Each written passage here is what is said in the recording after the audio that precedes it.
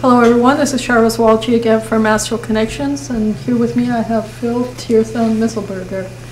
Phil is an author, a transpersonal coach, a transpersonal therapist, let me fix that, and a workshop facilitator. And Phil's going to be doing a course with us here at Astral Connections, so let's talk to him and learn a little bit about Phil and who he is. Hello Phil. Nice to be here. Thank you for joining us. So tell me, Phil, before we go into what you do and your work, can we talk a little bit about yourself, about your personal life, about maybe where you grew up even? I was born and raised in Montreal, in eastern Canada. And I would say my journey as a seeker began probably about the age of 14, 15 when I was exposed to martial arts, and especially the, you might remember the early 1970s show Kung Fu, David Carradine. Yeah. I watched that when I was 13 years old in 1972, thereabouts. And this triggered some interest in me in martial arts, so I trained in karate when I age 14, 15, 16.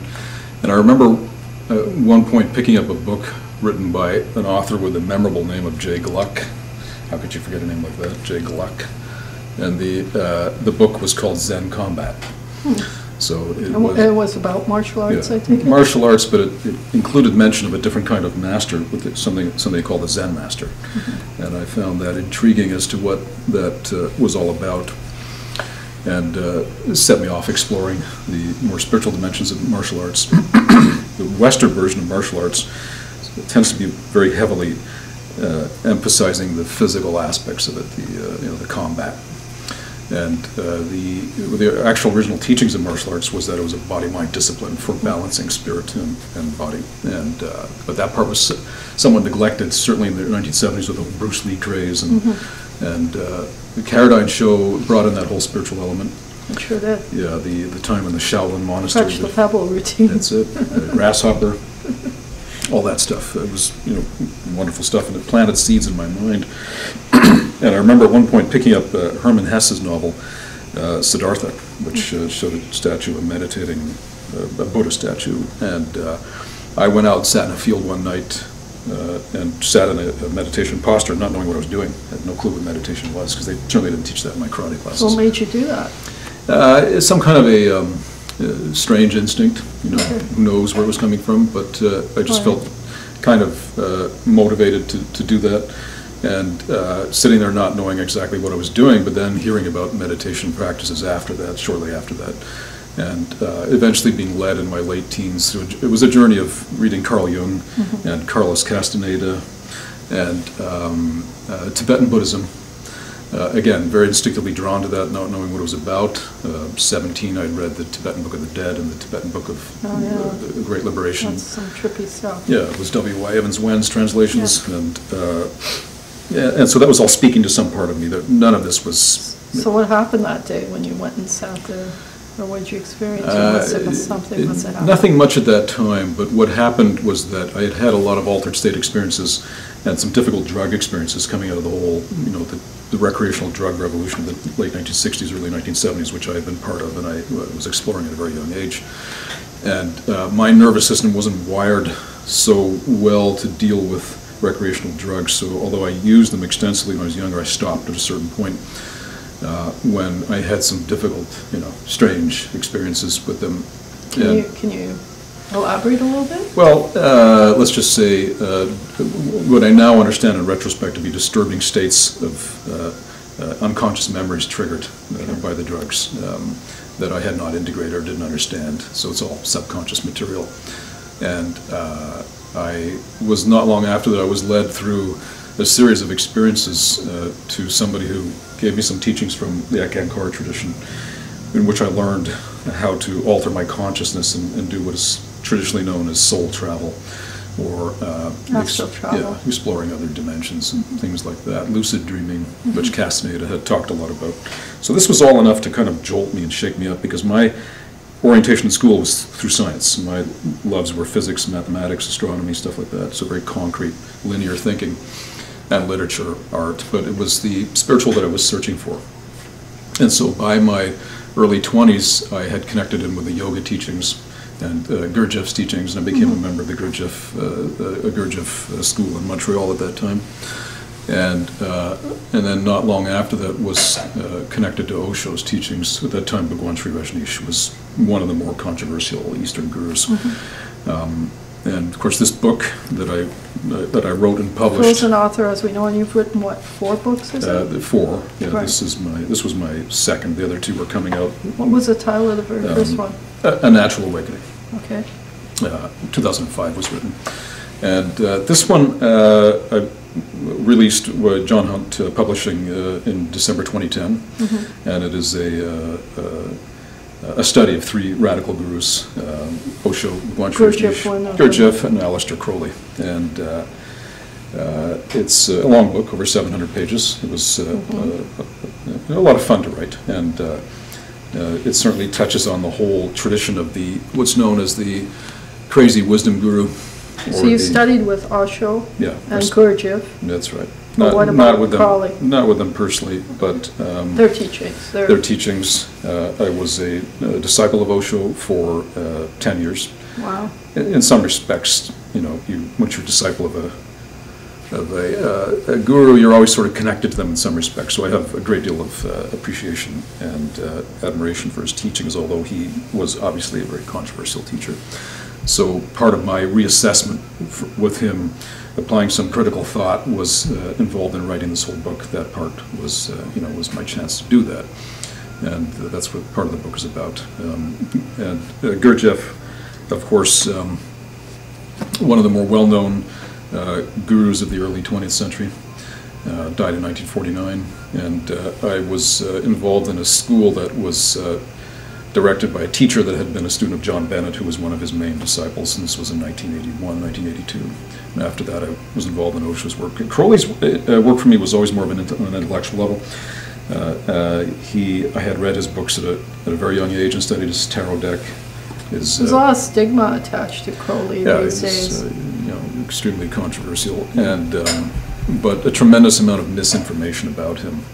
It's really, sort of too extensive to get into here, but suffice to say he was one of the more radical and interesting mystics of the 20th century. And I call him a bridge between the Renaissance Magi and the modern Tantric mage, who was more about challenging old status quos and investigating in a way that sees the changes that are being brought about on a global level in the spiritual teachings. So how would you respond to a statement like Crowley taught black magic versus white magic?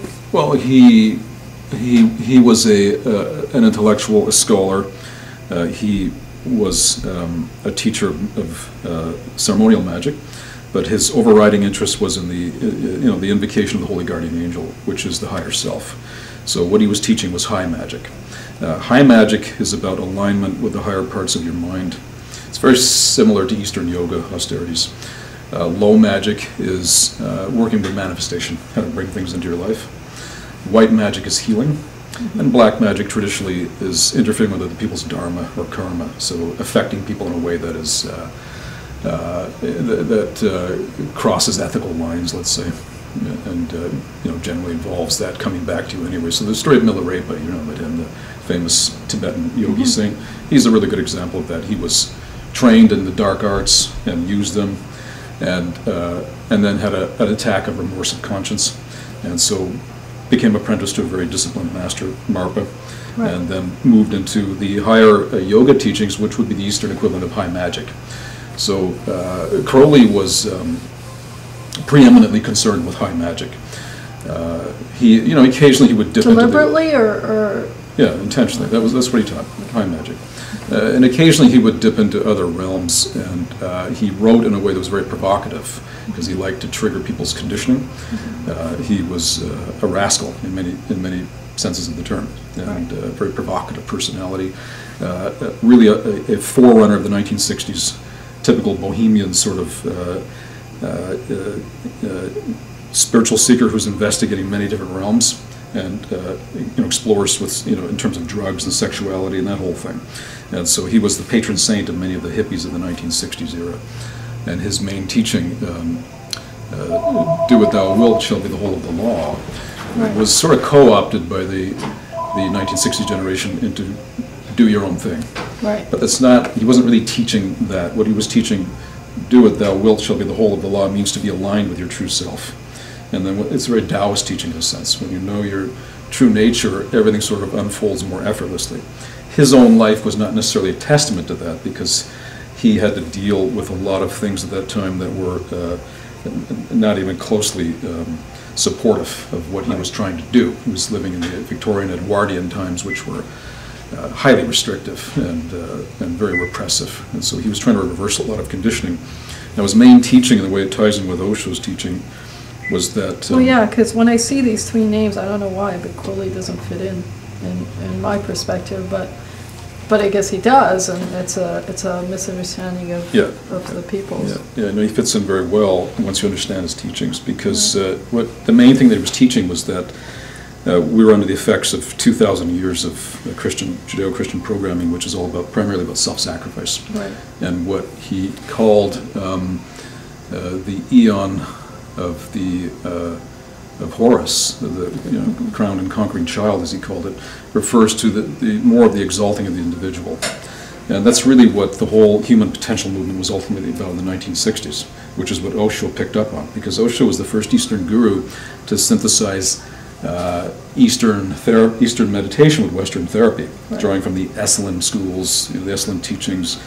The whole thing was going on in Esalen in the 1960s in Northern California. Well, no, that's Maharishi Yogi. What was going on in Esalen was the promoting of the human potential therapies, such as Carl Rogers' work and Alexander Lowen, bioenergetics, who got his stuff from Wilhelm Reich. Reichian work, not to be confused with Reichian work, and of course Gestalt, Fritz Perls, that whole thing, Gestalt therapy, and then primal therapy, Arthur Janov, Leonard Orr, rebirthing, all these new psycho-spiritual techniques that were birthed largely in the 1950s and 1960s especially, were based on... Now are many modalities. Yeah, were based on the idea of promoting the individual, the sanctity of the individual. In other words, that we could be a conscious spiritual individual and experience an enjoyment of life that was not like the self-sacrifice ideals of the last 2,000 years, where sacrifice and the whole idea of the Christian crucifixion is based on a sacrificial idea that this gets exalted, that somehow there's something virtuous in self-sacrifice. And many people live with that programming, with that conditioning, that they don't have a right to enjoy the sacrament of existence. And when you look into Crowley's teaching, what he was actually teaching, especially in his book, the Book of the Law, the book that he channeled and that he wrote down in 1904 in Cairo, in Egypt, and he put it aside for a while because he didn't understand it very well. But he picked it up later in his life, and he began to live by those teachings. It was all the essence of it was that existence is pure joy, and this is really what Osho taught, and this is why he got in hot water also, because he was teaching that the body is a temple, for the tantric whole idea of not the more schools of tantra that the Tibetans teach, which is really more of based on visualization and celibacy and things like this. He was teaching the tantras that came out of northern India, but adapting it more to the Western mindset, which basically boils down to one thing: the essence of the human being is fundamentally good and intrinsically capable of experiencing joy through navigating the different realms of existence in a physical body. Right. And this was something that he was saying in the programming of most people, subconscious programming, most people, Judeo-Christian, Islamic programming, was anything but that. It was more that the body is a temple of sin, and we are fundamentally guilty, and we can only be redeemed by an outside agent, be that some aspects of Christianity, Islam, and others, not all, right? I mean, there's esoteric. Well, yeah, that's the whole other thing. Yeah, when you get into the esoteric, then you understand why these esoteric teachings were suppressed for for centuries by the exoteric churches, because they were based on the idea of that there's something wrong with us. We're intrinsically flawed. St. Augustine's idea of original sin, and without Jehovah or without Jesus or without Allah, you need that external agent, external to your sinful nature, to pull you out of it. And the esoteric teachings were saying something different. We're saying that we've just fallen into a dream world, and we're thinking that there was something wrong with us, when in fact it's only a deluded thought system that's leading us to believe there's something wrong with us. And so we escape from this whole deluded thought system through recognizing the belief systems about us that are faulty. Right? So the esoteric path was to recognize your essential oneness with existence. And to get there, of course, we have to dissolve a lot of belief systems about ourselves, that we're not worthy of that, and that it's a wrong path to follow, and we should simply toe the line and follow more conventional paths, etc. And so these three teachers were, I mean, there are many others like them, but I chose to write about those three because they all held in common a provocative nature that was willing to examine the part of us that is afraid of enjoying existence, and the reasons for that, why that is. So, yeah. Let's talk a little bit about your other three works as well. Just a brief synopsis on. Well, the first one I wrote was called A Natural Awakening, 2005, and that is a personal account? Yeah, it's a book on Advaita Vedanta. Mm-hmm. So it includes Western psychology and the Advaita teachings, which really can be boiled down to the idea that we're already fundamentally awakened, we just don't know it. Mm-hmm. And so we have to reverse a lot of, again, belief systems about ourselves and correct a lot of faulty, deluded thoughts about ourselves in order to recognize our true nature. Yeah. So and it's so it's very much the Advaita teachings are deceptively simple, but very challenging to engage, because it's one thing to say that we're already awake. Mm-hmm. It's another thing to actually be in that state, to live it. Yeah, to actually confront the parts of our mind that are not on board for that whole thing. It takes a tremendous amount of honesty to encounter the deeper parts of one's ego that insist on feeding us delusions about the nature of existence, and keep us in that contracted, fearful state of not recognizing what we're capable of and what we have to offer, etc. Yeah. So there was that, and then the other one I've coming out in May is called Rude Awakening: Perils, Pitfalls, and Hard Truths of the Spiritual Path.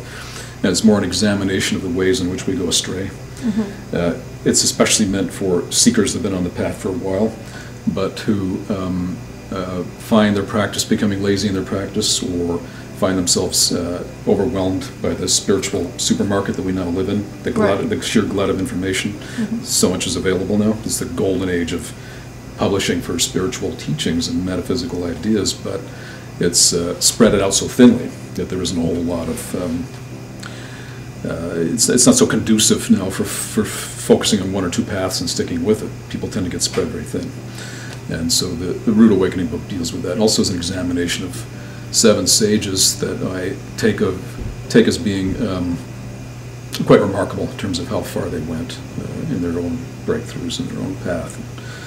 And so and those are Socrates and Jesus and Milarepa and Hakuin, the Zen master, and Nisargadatta Maharaj, Ramana Maharshi, and Yeiko Iwasaki, who was not a very well-known figure from the early 20th century. She was mentioned in Roshi Philip Kaplow's the 3 Pillars of Zen, which is one of the classics Zen books, and he talks about her in there. She was a young girl, part of the Iwasaki family dynasty, and she had an awakening at 25 years of age on her deathbed. She died a few days after her awakening, and she it was quite a testament to single-mindedness and courage, because she was practicing for the last 4 or 5 years of her life, even though she was bedridden most of the time, very ill, and died at 25, not long after she had quite a profound awakening. So an interesting story, and she's mentioned in the book along with those 6, very well-known sages. And so the 4th one, I have another one coming out next year called The Inner Light, which is a teaching on the Western esoteric tradition, which is Kabbalah and alchemy, and some touching a little bit on sacred geometry and the tarot, and integrating it all with metaphysical teachings and psychological techniques for awakening, and again, focusing in on an aspect of the Western teachings that is not as well known. Everyone nowadays is familiar with yoga, and there's a yoga studio in every street corner practically, and even the Buddhist teachings are quite well known, but the Western esoteric teachings not so well known. Right. Especially, so we're trying to bring it to the forefront a little bit. Yeah. Psychological and spiritual alchemy, of course, is a very good one, a very good system to examine, and the Kabbalah, and how these tie in with high magic, which is really, again, the Western version of yoga. How to align with one's higher mind and stay awake to that. Yeah. Okay. So we've initiated a course here, an 8-week course on the inner Western teachings. Can you speak a little bit about that? Who in the audience would be attracted to a course like that? What's it going to entail? And what can they expect if they come to the course? Oh, it's it's an introductory course in the Western esoteric tradition, and that speaks to people that are born and raised in Western culture, and especially, we can speak to anyone, but especially people born and raised in Western culture, because it's a way of reevaluating the Western traditions. You mentioned before the esoteric traditions behind the major religions, like Christianity has Gnosticism, and Judaism has the Hasids and the Kabbalah, and Islam, of course, the Sufi teachings, etc. And these are all very transformative teachings that, if tackled, will lead to major insights into the dynamics of one's mind and the part of the mind that is blocking one from deeper awakening in life and a natural ability to manifest, to bring things to you. So, the vision I aspire to in terms of an awakened person in a modern Western culture is to be both awake to their nature, to know who they are, and to be able to harness energies, to create things, things that they may need in order to live a more fulfilling life that has less struggle in it, a little more ease, so that they can look a little deeper into the important issues that they want to look into. It's tough to be examining the nature of your ego mind if you can barely pay your rent or you're behind on bills, because it drains too much of your energy. And so to be a real mage, M-A-G-E, is to be somebody who can handle the details of living a life in this culture, in the world, what Gurdjieff called the fourth way, and at the same time be examining their own mind, so that these teachings provide a way to do that, how to create and how to develop deep insight into your own nature at the same time, and to burn through the false conditioning that is in the way of that, being an insightful and creative person together. Yeah. Well, it sounds fascinating. Maybe you could speak a little bit. Will this course also entail some practical guidance or teaching that they can walk away with? It's all very practical. It has to be practical. Chop wood, carry water from the well, right? None of this stuff really has much substance if it doesn't have a practical element to it. The theory is important. The reason why theory is important is because in a lot of transformational workshops in this day and age, emphasis is on the experience. Let's create an experience of awakening, and then afterwards the experience fades because it's really just the mind caught up in a certain state of consciousness. And the problem when experience is emphasized over theory is that the person gains the idea that awakening or their true nature is an experience. And it isn't. It's not an experience, because experiences are coming and going like the weather. They're changing all the time. Absolutely. States of mind are coming and going, as you know. And so our true nature is actually already the case. It is our intrinsic nature. It's not an experience that is happening this moment and going away the next moment. So theory is important there because theory gives us the tools to work with our mind when we're in between experiences, so to speak, when we're in a diluted state of mind, when we're not we're not actually getting the essence of who we are. There needs to be a structure or model to turn to.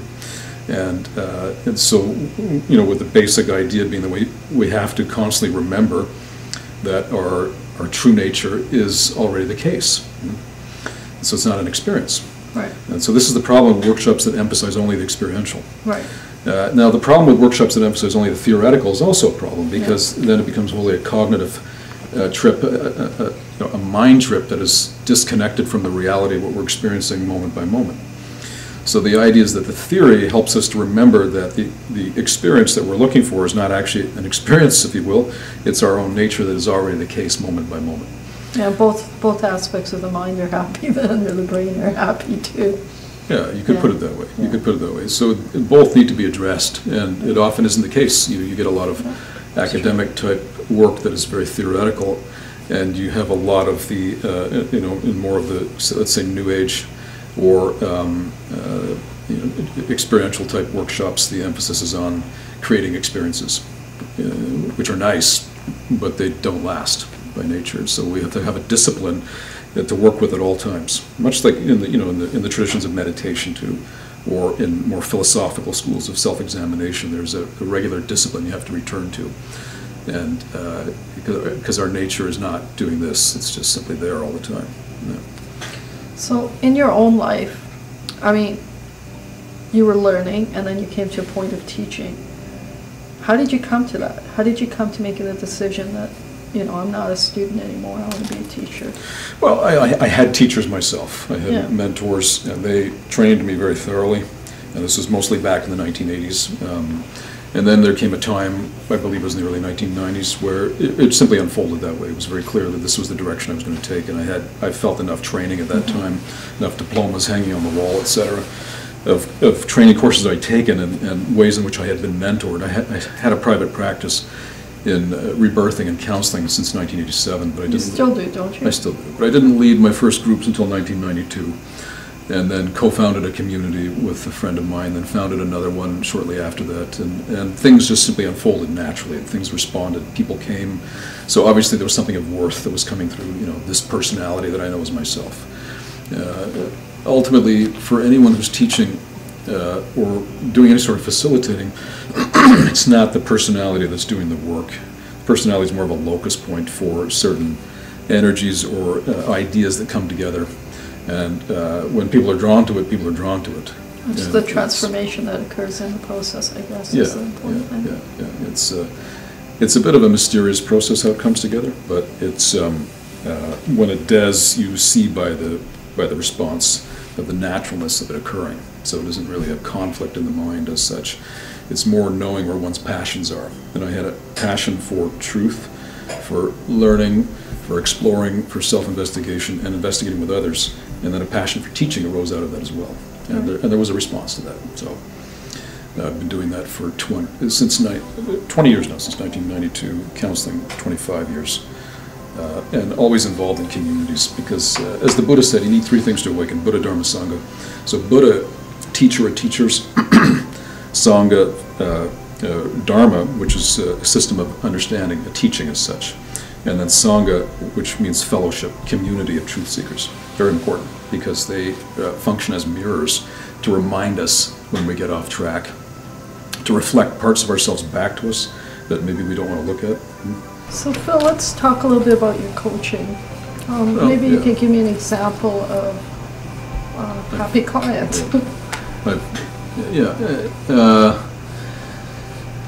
It depends on a person's needs, what they're looking for. I mean, I've been a transpersonal therapist, I call myself, for 25 years, as I was saying. And in that time, I've worked with a vast spectrum of people, some of whom are very serious, sincere seekers, others who are, looking for more basic needs to be met in terms of getting a relationship patched up or dealing with a life crisis or issue, something like that. So it's a broad range of people that I've worked with. But the main thing that has always interested me the most is seekers of truth, spiritual truth. So when I work with them, I like to, go in depth and challenge them and help them work through issues that they're dealing with in their life right now that are in the way of greater expansion of their being, deeper understanding of truth, and more clarity, and what have you. So it's a process of engaging with somebody on the level of where they're at. So that's really rewarding, I imagine. It can be rewarding. It can be exhausting. It Yeah, can I guess it can I be guess that could it can be repetitive. It can be very interesting. It depends on a lot of things. But the main thing for anybody who's doing this work is to set up the conditions or the space for a person to look within themselves. It's not like pretending like I'm perfect and have all the answers or anything. So you're looking yourself in the mirror and really examining yourself. I'm constantly in a process myself of self-discovery and healing of faulty belief systems or correcting mistaken thoughts or what have you. So when I work with somebody, I'm providing a space for them to go deeply in an impartial environment, but at the same time, they're teaching me through reflection at the same time of what I'm looking at within myself. So that's an ongoing process. Can you speak a little bit about a rewarding experience in that process that you've had? Well, I mean, specific rewarding experiences always have to do with somebody's breakthrough into some sort of So is there someone insight. you can remember, their story, or that you I can wouldn't get relate into a little bit? I wouldn't get into individual stories, but it's more the nature of recognizing true nature, true self, and certainly my own experiences and the ones that I've worked with that have had experiences like that. That's what it amounts to: is the breakthrough experience of a recognition of one's true nature. And I've used certain methods over the years, like deep breathing techniques, as well as just presencing. That's what I was getting at. Dialoguing, presencing through dialogue is very important. Mm-hmm. But deep breathing methods are useful in that they serve to release impurities in the subconscious mind, mostly fears. All emotions boil down to negative emotions boil down to fear. Mm-hmm. It's the root negative emotion that's behind pretty much everything else. And the fear is ultimately that I can't handle the truth, that I will disappear in the face of the truth. I will be consumed by the universe or by another person's energy or what have you. It's always based on some sort of core fear that I can't handle this. I'm not good enough. I can't survive the truth. The truth will destroy me. So there's a part of our mind that's very afraid of truth and actively seeks to sabotage it, mm-hmm. or undermine it, or avoid it, or twist it in some way, or what have you. But aren't truths different from one person to another? There are absolute truths, Okay. and the absolute truth I'm speaking of here is the recognition of our true nature, which is connected to everything. And so if everything is connected, what we're really talking about here is non-duality, a state of oneness, let's say. The ego in that place can't survive, because the ego is all about recognition that I'm separate from you, duality, right? And so the core fear of every seeker is that I will disappear, mm-hmm. in the face of the recognition of absolute truth, which is that everything is one. And this is very scary for the ego. The ego is not interested in everything is one. The ego wants to survive and establish its differences from others. Yeah, I survive through my differences. That's what the ego tells us. And it's very true. It's a survival instinct. So my breakthroughs in terms of working with people have been when they have penetrated that barrier, let's say, of the fear around believing that they're a separate self and having a glimpse or a recognition or a direct experience, or what they call in Zen a satori, mm-hmm. around true nature. And there are a lot of ways to bring that about. The number of techniques and methods are endless that one can go into that, but it comes down to the same thing always. Am I ready to break through the fear around recognizing my true nature? Yeah. Thank you for sharing that with us. Mm-hmm. So, Phil, I think I've exhausted my questions. Is there anything you want to share with the audience that maybe I've left out, or something that comes to mind that I'm good. Yeah. You're good? It feels like this was, I think everything that had to be said here was said. Excellent. Thank you again. Thanks, Phil. Thank you for having me. Thank you.